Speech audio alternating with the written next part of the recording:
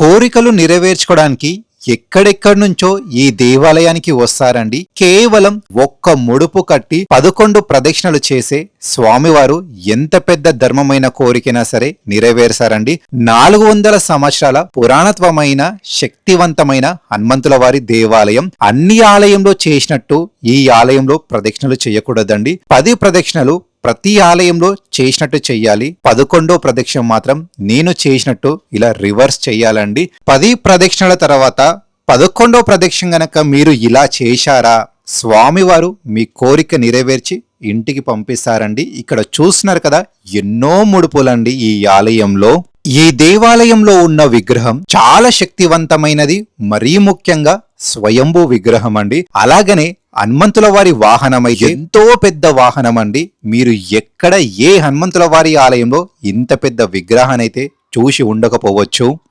మీరు చూసిన ఈ దేవాలయం పేరు శ్రీ పహడి హనుమాన్ దేవాలయం అండి. సికింద్రాబాద్ లో ఉంటుంది. ఆలయం లోపలికి ఎంటర్ అయ్యే ముందు బయట మనకి 400 సంవత్సరాల క్రితం పెట్టిన గంట కనిపిస్తుంది.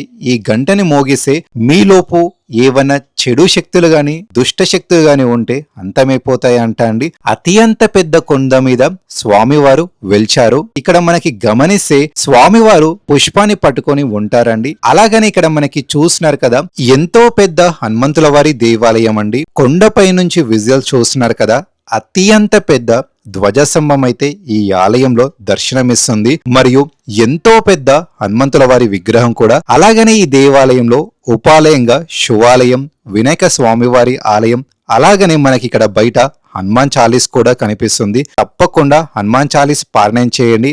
అలాగనే ఈ దేవాలయంలో శ్రీ పాండురంగ విఠలేశ్వర స్వామివారి ఉపాలయం దర్శనమిస్తుందండి. వైకుంఠ ఏకాదశి అప్పుడు విశేషమైన పూజలు జరుపుతారు. మీరు ఇక్కడ ఏ ఒక్క స్తంభాన్ని పట్టుకున్నా, ఈ ఆలయంలో ఉన్న ఏ ఒక్క పిల్లని పట్టుకున్నా 400 సంవత్సరాల కన్నా ఎక్కువ పురాణత్వమైన ఆలయం లాగా అనిపిస్తుంది. అలాగనే మీరు ఇక్కడ చూస్తున్నారు కదండి, హనుమంతుల వారి 41 రోజుల దీక్ష ఎవరైతే తీసుకుంటారో ఇక్కడ నివసిస్తారండి. స్వామివారి పూజ కైంకర్యాలు, భజనలు మరియు వంట కార్యక్రమాలు అన్ని ఇక్కడ జరుపుకొని 41 రోజు కొండగట్టుకు వెళ్తారు. అలాగనే ఈ దేవాలయంలో రావి చెట్టు, వేప చెట్టు ఒకే కలయికతోటి వెలిసిందండి. ఇక్కడ మనకి జంట నాగులు, సుబ్రహ్మణ్య స్వామి, నాగదేవత దర్శనం కూడా ఇస్తారు. మనకి వివాహం జరగడం లేదు, సంతానం కలగడం లేదు అనుకున్న వాళ్ళు ఇక్కడ అభిషేకం చేయడం జరుగుతుంది. సాధు మహారాజ్ చనిపోయిన తర్వాత ఇక్కడైతే పెట్టారండి. అలాగని ఇక్కడ ముందు చూస్తే మనకి ఒక స్వరంగం ఉంటుందండి. ఇక్కడ నుంచి మనకి రామాలయం అయితే దర్శనమిస్తుంది వెళితే ఈ గృహ నుంచి. అలాగని ఇక్కడ పక్కనున్నదైతే మనకి సత్రాలండి. ఒకప్పుడు ఇక్కడ రెంట్కుండేవాళ్ళు, ఇప్పుడు మాత్రం మొత్తం చెత్తకుండి చేశారండి. మన హైదరాబాద్ మరీ ముఖ్యంగా సికింద్రాబాద్ లో ఉన్న వారికి తప్పకుండా ఈ వీడియో షేర్ చేయండి. మీరు చేసే ఒక్క షేర్, ఒక్క కామెంట్ ఇది మొత్తం పునర్వైభోగం పొందుతుంది అండి. అలాగనే మనకి ఈ దేవాలయంలో నవగ్రహాలు దర్శనమిస్తాయండి. ఎవరికైనా రాహుకేతు నవగ్రహాల దోషాలు ఉంటే తప్పకుండా పూజారి గారి సలహాతోటి పూజలు చేయండి. అలాగనే మనకి ఇక్కడ గోశాల కూడా ఉంది అండి. మరీ ముఖ్యంగా మనము చేసే ఏ పని అవ్వాలన్నా, ఏ సంకల్పం నెరవేరాలన్నా, ఏ కోరిక నెరవేరాలన్నా సరే ఒక్క తమలపాకు పైన జై శ్రీరామ్ అని రాసి ఇలా స్వామివారి పాదాల దగ్గర పెట్టండి. తప్పకుండా మీ సంకల్పం, మీరు అనుకున్న పని అయిపోతుంది.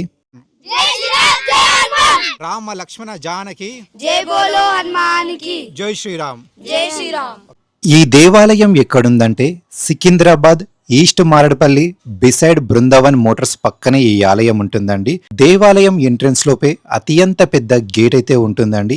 ఈ ఆలయం బయట చూస్తేనే అర్థమవుతుంది ఎన్నో సంవత్సరాల పురాణత్వమైన దేవాలయం అని చెప్పేసి. ఆలయం లోపట మీకు వెహికల్స్ పార్కింగ్ చేసుకోవడానికి ఎంతో పెద్ద ఫెసిలిటీస్ ఉందండి. ఈ దేవాలయం లోపట నలుమూలల చూసే ఎంతో అత్యంత పెద్ద కొండలు అయితే కనిపిస్తాయండి. మీరు కార్ పార్కింగ్ చేసుకోవాలన్నా సరే, చిన్న పిల్లలతోటి వచ్చి సరదాగా టైం స్పెండ్ చేయాలన్నా సరే చాలా పెద్ద స్పేస్ అయితే ఉంటుందండి. ఈ దేవాలయం పేరు శ్రీ శ్రీ శ్రీ పహడి హనుమాన్ దేవాలయం అండి. దాదాపు ఈ దేవాలయానికి 14 ఎకరాలంత పెద్ద ల్యాండ్ అయితే ఉండి ఒకప్పుడు కబ్జాకి గురి అయి దాదాపు ఇది 4 నుంచి 5 ఎకరాల్లో ఉంది. హనుమంతుల వారి దేవాలయం అయితే అత్యంత పెద్ద కొండపైన ఉంటుందండి. ఆలయానికి వెళ్లే ముందు కాలు శుభ్రం చేసుకుని వెళ్దాం. ఇక్కడ వాటర్ క్యాన్ దగ్గరికి అయితే వచ్చానండి, పని చేయడం లేదు. ఇక్కడ మెట్లని చూస్తేనే మనకు అర్థమవుతుంది ఈ కాలం నాటి అయితే మెట్లు కావండి, ఎన్నో సంవత్సరాల క్రితం ఈ ఆలయాన్ని నిర్మించారు. ఈ మెట్లయితే దాదాపు 200 సంవత్సరాల క్రితం అయితే ఏర్పాటు చేశారని అర్థమవుతుంది. అర్థమవుతుందండి. సో దేవాలయానికి వెళ్దాం.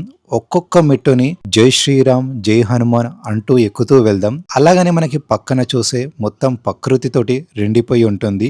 ఈ దేవాలయానికి 2 ఎంట్రెన్స్లు ఉందండి. ఇప్పుడు మీరు ఏదైతే చూశారో అది ఫ్రంట్ ఎంట్రెన్స్. ఇంకొక ఎంట్రెన్స్ ఉందండి. ఇటువైపు మీరు చూస్తే ఇది బ్యాక్ సైడ్ ఎంట్రెన్స్ అండి. మీకు అటువైపు నుంచి కూడా చూపిస్తాను. అక్కడ కాలు కడుక్కునే స్థలం ఉంది, వాష్రూమ్స్ కూడా ఉన్నాయి. నేను మీకు ప్రతి ఒక్కటి క్లియర్ గా చూపిస్తాను. గర్భాలయానికి వెళ్దాం. ఆలయం లోపలికి వెళ్లే ముందు మనకి ఇక్కడ లెఫ్ట్ సైడ్ అయితే ఒక రూమ్స్ అయితే కనిపిస్తాయి. ఒకప్పుడు ఇక్కడ పూజ కైంకర్యాలు జరిపేవాళ్ళండి. వచ్చేవాళ్ళు, నివసించేవాళ్ళు. ఏవన్నా దీపాలు గాని, స్వామివారికి ఏవైనా పూజాగరి సామాన్లు తీసుకొచ్చినా ఇక్కడ పెట్టేవాళ్ళంట అండి. సో కానీ ఇక్కడ మాత్రం ఇప్పుడు మొత్తం కచ్చరా కొండి లెక్క తయారైపోయింది. మొత్తము ఎందుకు భక్తులు ఇలా చేస్తారో ఆలయాన్ని అర్థమే కాదు. తర్వాత మనము కొంచెం మీదికెళ్ళి లెఫ్ట్ సైడ్ వస్తే అత్యంత పెద్ద హనుమంతుల వారి విగ్రహం కనిపిస్తుంది. ఈ దేవాలయంలో మన తెలంగాణలో ఇంత పెద్ద ఇనుప ధ్వజస్తంభం ఇతర ఏ ఆలయంలో లేదండి. ఇంత పెద్ద ధ్వజస్తంభాన్ని నా జీవితంలో మొట్టమొదటిసారి చూస్తున్నాను. మీరు తప్పకుండా ఇక్కడ హనుమంతుల వారిని మరియు ధ్వజస్తంభాన్ని దర్శించుకొని ముందుకు వెళ్ళండి. ఎంతో అత్యంత పురాణత్వమైన ఆలయం లోపలికి ప్రవేశిద్దాం. నాతో పాటు మీరు కూడా రండి. మీద మనకి రాముల వారు, లక్ష్మణుల వారు మరియు సీతాదేవి అలాగనే హనుమంతుల వారు దర్శనమిస్తారు. సో వెళ్ళేటప్పుడు ఇక్కడ మెట్లని మొక్కి వెళ్దాము. చాలా మంది కోరికలు నెరవేరిన వాళ్ళు లేదా ఆలయానికి మొట్టమొదటిగా వచ్చిన వారు బొట్లు పెట్టుకుంటూ వెళ్తుంటారండి. ఈ ఆలయం విశిష్ట ఏంటి అంటే ఒకే దగ్గర రావి చెట్టు, వేప చెట్టు కలయికతోటి వెలిసిందండి. అలాగని ఇక్కడ కాలు శుభ్రం చేసుకోవాలంటే మీ కిందనైతే మనకి నీళ్లు రావడం లేదు. సో మీదికి వచ్చిన తర్వాత ఇక్కడ లెఫ్ట్ సైడ్ మీరు చెప్పులు పెట్టుకోవాలంటే ఇక్కడ చెప్పుల స్టాండ్ కూడా ఉందండి. అక్కడ నుంచి ఎంట్రన్స్ వచ్చే వాళ్ళు కూడా ఇక్కడ చెప్పులు అయితే విప్పొచ్చు, లేదా బ్యాక్ సైడ్ కూడా ఉంది. అలాగని ఇక్కడ దాదాపు ఒక 10 నెలలు ఉన్నాయి. మీరు కాలు శుభ్రం చేసుకోండి. మన సికింద్రాబాద్ లో ఎక్కడైతే ఇంత పెద్ద జమ్మి చెట్టు లేదండి. పూజారి గారు చాలా విశేషాలు చెప్పారు. అదిగో అక్కడ చూడండి, ధ్వజస్తంభం ఉంటుంది. ఎన్నో వందల సంవత్సరాల చరిత్ర ఉంది. అత్యంత పెద్ద ధ్వజస్తంభం మన తెలంగాణలో మన దేవాలయంలోనే ఉంది. ఇంకా ఏ దేవాలయంలో లేదు. ఇక్కడ మీద మీరు హనుమంతుల వారిని చూస్తే స్వామివారు గద ఉండదు, పుష్పాన్ని పట్టుకొని ఉంటారు. చాలా క్లియర్ గా అబ్జర్వ్ చేయండి అని చెప్పారు. అలాగని ఇక్కడ రావి చెట్టు, వేప చెట్టు కలయికతోటి వెలిసింది కదండి. ఇక్కడైతే మనకి జంట నాగులు, నాగదేవత, సుబ్రహ్మణ్య స్వామి వారు, సిద్ధి వినాయక స్వామి వారు, అలాగని మనకి మహాదేవుడు దర్శనమిస్తారండి. చాలా విశేషంగా 9 గాని 5 గాని 11 గాని ప్రదక్షిణ చేశారు వచ్చే భక్తులు. వాళ్ళకి సంతానం కలగాలని చెప్పేసి, ఆరోగ్యం బాగుండాలని చెప్పేసి ఎన్నో గంటలు ఈ ఆలయంలో స్పెండ్ చేశామండి. పూజారి గారైతే వచ్చి తాగడానికి వాటర్ ఇచ్చారు. చాలా అంటే చాలా బాగా అనిపించింది. చాలా బాగా కేర్ చేశారు పూజారి గారు. ఈ దేవాలయం దగ్గర మనకి ఒక మట్టి కుండ అయితే కనిపిస్తుందండి.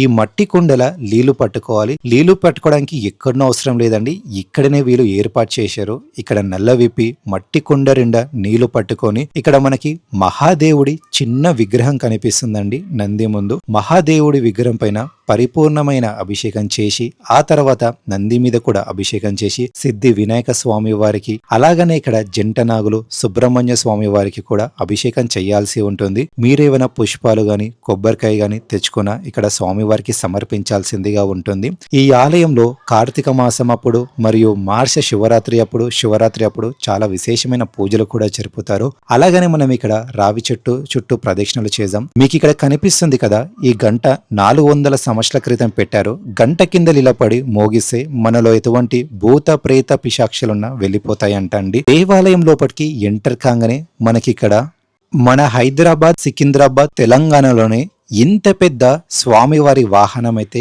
మీరు ఎక్కడ చూసి ఉండకపోవచ్చండి. ఇంత పెద్ద ఒంటె ఈ ఆలయంలోనే మీరు చూశారు అండి. తప్పకుండా ఈ ఆలయానికి వచ్చినప్పుడు స్వామివారి వాహనాన్ని దర్శించుకోండి. చిన్న పిల్లలు, పెద్దవాళ్ళు, వయసైన వాళ్ళు ఉంటే వాళ్ళని ఈ ఆలయానికి తీసుకురండి. ఇంత పెద్ద వాహనాన్ని చూసి వాళ్ళు చాలా సంతోషపడతారండి. అలాగనే మనము హనుమంతుల వారిని దర్శనం చేసుకుందామండి. పూజారి గారితోటి దాదాపు 1 గంట సేపు స్పెండ్ చేశానండి. ఈ దేవాలయం చరిత్ర, విశిష్ట, ఏవేవి పూజలు ఎప్పుడు జరుపుతారు, ప్రతి ఒక్కటి చాలా క్లియర్గా చాలా డీటెయిల్గా చెప్పారు. ఈ దేవాలయానికి ఒక విశేషమైన ప్రదక్షిణ అయితే ఉందండి. మనం ప్రదక్షిణలు చేద్దాం. ఈ దేవాలయం ప్రత్యేకత ఏంటి అంటే 11 ప్రదక్షిణలు చేయాల్సి ఉంటుంది. మనము ప్రదక్షిణలు చేసేటప్పుడు వెనుకల అత్యంత పెద్ద కొండ కనిపిస్తుందండి. అలాగనే మనకి ఇక్కడ ఎన్నో వందల ముడుపులు కనిపిస్తాయి. చాలా మంది వాళ్ళ ధర్మమైన కోరిక నెరవేరాలని చెప్పేసి ఇక్కడ ఆలయం వెనుకల ఉన్న కొండ వెనుకల ముడుపులైతే కట్టడం జరుగుతుంది. అలాగనే మనము వెనుకల చూసే అత్యంత పెద్ద కొండ ఉంటుందని దాన్ని గుండు కూడా అంటారు. ఈ కొండకి హనుమంతుల వారు 400 సంవత్సరాల క్రితం స్వయంభుగా వెలిచారండి. మనకి 400 సంవత్సరాల క్రితం వెలుగులోకి వచ్చింది అంటే ఎన్నో వందల సంవత్సరాల చరిత్ర అయితే ఉంటుంది దీని వెనుకల. రండి, అలాగనే ఈ ఆలయంలో ప్రదక్షిణలు కొనసాగిస్తాము. దాదాపు నేను రాగానే 10 ప్రదక్షిణలు చేశాను. తర్వాత నాకు పూజారి గారు ఆపి 11వ ప్రదక్షిణ చెయ్యాలి అంటే ఇలా కాదు, రివర్స్ చెయ్యాలి, తప్పకుండా నువ్వు 11వ ప్రదక్షిణ రివర్స్ చేసే నీ కోరిక నెరవేరుతుందని చెప్పారండి. పూజారి గారి సలహాతోటి 11వ ప్రదక్షిణ నేనైతే రివర్స్ చేస్తున్నాను. చూస్తున్నారు కదా, అందరూ 10 ప్రదక్షిణలు చేసి 11వ ప్రదక్షిణ ఈ ఆలయంలో రివర్స్ చేస్తారండి. ఈ ఆలయం ప్రత్యేకత అనేది మరొక ప్రత్యేకత ఏంటి అంటే ఈ ఆలయంలో చాలా పెద్ద కోరిక ఉంది.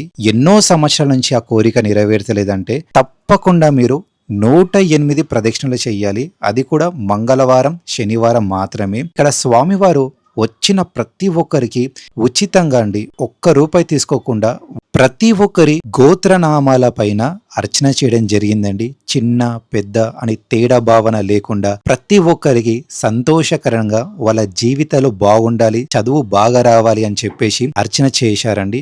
మీరు చూసిన ఈ విగ్రహం ఎంత శక్తివంతమైనదంటే ఎంతో పెద్ద కొండ అండి. ఆ కొండకే స్వామివారు స్వయంభుగా వెలిచారండి. ఒక్క కన్నుతోటి స్వామివారు దర్శనం ఇస్తారు. ఎప్పుడు మిమ్మల్ని చూస్తూనే ఉంటారండి. చాలా శక్తివంతమైన పూజలు జరుపుతూనే ఉంటారు నిత్యం ఈ ఆలయంలో. దాదాపు నేను చెప్పాను కదండి, ఒకప్పుడు 14 ఎకరాలు ఇంత పెద్ద దేవాలయం తెలంగాణలో ఎక్కడ లేదండి. అలాంటిది కొన్ని అనివార్య కార్యక్రమాల వల్ల ఈ ఆలయం చాలా చిన్నగా అయిపోయిందండి. దాదాపు ఇప్పుడు 4 నుంచి 5 ఎకరాల్లో ఉంది. వచ్చిన ప్రతి ఒక్కరికి ఆశీర్వాదం ఇవ్వడం గాని, వాళ్ళ పైన అక్షంతలు వేయడం గాని, తీర్థ ప్రసాదాలు ఇచ్చి పంపడం గాని జరిగిందండి. స్వామివారి దగ్గర పెట్టిన పుష్పాలు ఇవ్వడం గాని, కొబ్బరికాయ ఇచ్చి పంపడం గాని జరిగిందండి.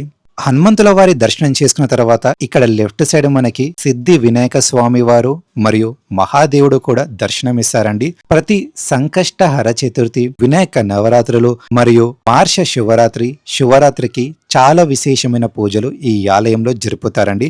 విశేషమైన హోమాలు, యజ్ఞాలు, అలంకరణలు, అభిషేకాలు, రుద్రాభిషేకాలు లాంటివి ఈ ఆలయంలో స్వామివారికి నిత్యం పూజ కైంకర్యాలు అందుకుంటూనే ఉంటారండి. భక్తుల కోసం అభిషేకం చేయడానికి బయట రావి చెట్టు, వేప చెట్టు కిందైతే మనకి మహాదేవుడు అందుబాటులో ఉంటారండి. ఎవరైతే హైదరాబాద్, సికింద్రాబాద్లో ఉంటారో ఇంత పెద్ద దేవాలయాన్ని చూడడానికి ఒక్కసారైనా మీ జీవిత కాలంలో రావాలండి. ప్రతి ఒక్కరం మనము కొండగట్టు హనుమంతుల వారి ఆలయానికి, తిరుపతికి, అలాగనే యాదగిరిగుట్టకి ఎన్నెన్నో పెద్ద దేవాలయాలకు వెళ్తామండి. మన తెలంగాణ హైదరాబాద్, సికింద్రాబాద్లో ఇంత పెద్ద ఆలయం ఉంది, తప్పకుండా వచ్చి దర్శనం చేసుకోండి. అలాగనే మీరు పరిపూర్ణ ప్రదక్షిణలన్నీ చేసుకున్న తర్వాత ఇక్కడ హనుమాన్ చాలీసా అయితే ఉంటుందండి. తప్పకుండా ఒక్కసారి కానీ, 3 సారి కానీ, 5 సారి కానీ, 11 సారి కానీ చదవండి. అలాగని ఇంకా కొంచెం మనం ముందుకు వెళ్తే శ్రీ పాండురంగ విఠలేశ్వర స్వామివారి ఆలయం కనిపిస్తుందండి. ఇక్కడ స్వామివారి స్వయంభూ పాదాలైతే మనకి దర్శనమిస్తాయండి. దయచేసి తప్పకుండా మనం ఈ పాండురంగుడిని దర్శించుకొని వెళ్ళాలి అండి. 2 చేతులు జోడించుకొని మీకు కష్టాలన్నీ పోయి ఐశ్వర్యం, సుఖం కలగాలని చెప్పేసి ఆ స్వామివారిని మొక్కండి, ప్రార్థించని. ఈ ఆలయంలో ఎక్కడ పాదం మోపినా సరే, ఎటు వెళ్ళినా సరే ఎన్నో వేల సంవత్సరాల చరిత్ర కలిగిన ఆలయం లోపలికి వచ్చిన అనుభూతి అయితే మనము పొందుతామండి. ఇక్కడ ఏ ఒక్క పిల్లర్ని పట్టుకున్నా దాన్ని స్పృశించిన ఎన్నో వందల సంవత్సరాల క్రితం కట్టిన ఆలయం అనిపిస్తుంది. ఇప్పటి కాలం పిల్లర్స్ అయితే ఇలా ఉండవండి. ఈ పిల్లర్స్ అయితే ఎన్నో వందల సంవత్సరాల క్రితం నిర్మించారండి. మీరు చూస్తేనే అర్థమవుతుంది, కింద గాని మీద గాని. అలాగనే ఇక్కడ మీరు ఎప్పుడైనా సరే ఎవరైనా సరే హనుమంతుల వారి దీక్ష తీసుకోవాలి అనుకుంటే చాలా మంది ఈ సంవత్సరం అయితే 80 మంది పైగా హనుమంతుల వారి 41 రోజుల దీక్ష తీసుకున్నారు. ఆ దీక్ష తీసుకున్న వాళ్ళు ఇక్కడ స్వామి వారికి పూజ కైంకర్యాలు, భజనలు, వంట కార్యక్రమాలు ఇక్కడ నివసించడం జరుగుతుంది. ఆలయం వాళ్ళు ప్రతి ఒక్క సౌకర్యం అయితే ఏర్పాటు చేశారండి. సో ఎవరైనా సరే సికింద్రాబాద్ లో, హైదరాబాద్ లో ఉన్నవారు హనుమంతుల వారి దీక్ష తీసుకోవాలనుకుంటే తప్పకుండా ఈ ఆలయంకి ఒకసారి వచ్చి సంప్రదించండి. అలాగనే ఇక్కడ ఉన్న ఈ పెద్దావిడ గారైతే మనకి ఈ దేవాలయానికి సంబంధించిన ఒక సొరంగం అయితే ఉంది అండి. అది రామ్ మందిర్ కి దారి తీస్తుంది. అండ్ ఇక్కడ ఈ ఆలయంలో స్వామివారికి నిత్యం 30 సంవత్సరాల నుంచి ఈ కుటుంబ సభ్యులైతే సేవ చేస్తున్నారంట అండి. ఈ పెద్దావిడ పేరు వచ్చేసి ఎస్ విజయలక్ష్మి అంది. ఇక్కడనే నివాసిస్తుంది. ఎన్నో సంవత్సరాల నుంచి వీళ్ళ పిల్లలు గాని, వీళ్ళ కూతుళ్ళు గాని, వీళ్ళ హస్బెండ్ కానీ, వీళ్ళ కొడుకులు గాని ఇక్కడ 30 సంవత్సరాల నుంచి స్వామివారికి పొద్దున రాగానే ఊడవడం గాని, క్లీన్ చేయడం గాని, ముగ్గేయడం గాని, శుభ్రంగా ఉంచడం గాని ఇలాంటివి స్వామివారి పూజలో ఎప్పుడు పాల్గొనే వాళ్ళంట అండి. అలాగని కొంచెం ఆలయం బ్యాక్ సైడ్ నుంచి ముందుకు వెళ్తే మనకి ఇక్కడ సాధు మహారాజ్ సమాధి ఉంటుందంట అండి. అలాగనే అక్కడ 2 సొరంగాలు, ఒక సత్రం ఉంటుందంట. ఒకప్పుడు అక్కడ నివసించే వాళ్ళంట. సాధు మహారాజ్ విగ్రహాన్ని మొత్తం కొలగొట్టి అక్కడ చెత్తకుండిలో వేశారండి. చాలా బాధ వేసింది చూడంగానే. సాధు మహారాజ్ అనేవాడు అతను చనిపోయిన తర్వాత ఇక్కడ 2 పెట్టారు. అదేంది? అదేనా గృహనా? చూడండి లోపల పోలేరు. ఓకే, ఏం గృహ అది? మొత్తం చెత్త చెత్త వేసింది. అక్కడ సొరంగం ఉంది కానీ పోలేరు. చెత్త చెదరం వేసి మూసేసేది ఇదంతా. ఎక్కడ దాకా ఉంది ఇది? రామ్ మందిర్ గుడి కాడ వరకు ఉంది. ఏ రామ్ మందిర్? పాడి హనుమాన్ టెంపుల్ దాకా. రామ్ మందిర్ గుడి, తాడాబండ్ హనుమాన్ టెంపుల్. ఓకే, అది కూడా అదేంది? అది పక్కంది. ఓకే, పోలేమేమో లోపలికి.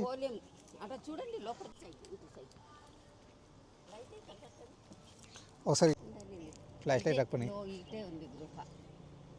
అప్పుడు ఆయన సాధు మహారాజ్ విగ్రహం ఉండే అంతా ఇరగొట్టి చెత్త చెదరం వేసి నింపేసిద్రు. ఇది సత్రం. ఇందులో ఒకప్పుడు కిరాయికి ఉంటుండే. ఇదేమో స్వరంగము. అది వచ్చేసి సత్రాలు ఉండేవి. ఒకప్పుడు అందులో వచ్చేసి రెంట్కు ఉండడం కానీ, కిరాయిలకు ఉండేటి వాళ్ళు కానీ, నివసించే వాళ్ళు భక్తులు. ఇప్పుడు ఈ స్థలం అయితే ఇలా ఉంది. ఒకసారి లోపల చూపిస్తాను చూడండి. లోపలికి వెళ్ళి చూపించు. ఎవరో కాదు, మా తమ్ముడే వాళ్ళే ఉండే ఇళ్ళకి. అప్పుడు పెళ్లిగా తల్లికి వీళ్ళు ఉంటుండే. పెళ్లిగా ముందుకు ఒక రూమ్ అంతా మూసేసి చెత్త చెదారం వేసి అంతా ఇది చేసేసి. ఎస్ విజయలక్ష్మి అమ్మవారు ఇంత ముందుకు ఇక్కడ సైడ్ నివసించే వాళ్ళంట. దీని గురించి, దీని చరిత్ర తెలుసుకుందాం. చెప్పండి. చాలా ఏళ్ళ నుంచి ఉన్నది గుడి ఇది. ఇంట్లో మా తమ్ముడు కూడా ఇంట్లో కిరాయికి ఉండిపోయినారు. ఈడ ఉండే ఒక రూము, ఇంట్లో కూడా కిరాయికి ఉండే. ఇక వాళ్ళు వెళ్ళిపోయిన నుంచి అంతా పాడుపడిపోయింది. ఇదంతా ఎవరు పట్టించుకుంటలేరు. వాళ్ళు ఎక్కడనో హైదరాబాద్లోనో ఎక్కడనో సికింద్రాబాద్లో ఉన్నారంట ఈ గుడికి సంబంధించిన వాళ్ళు.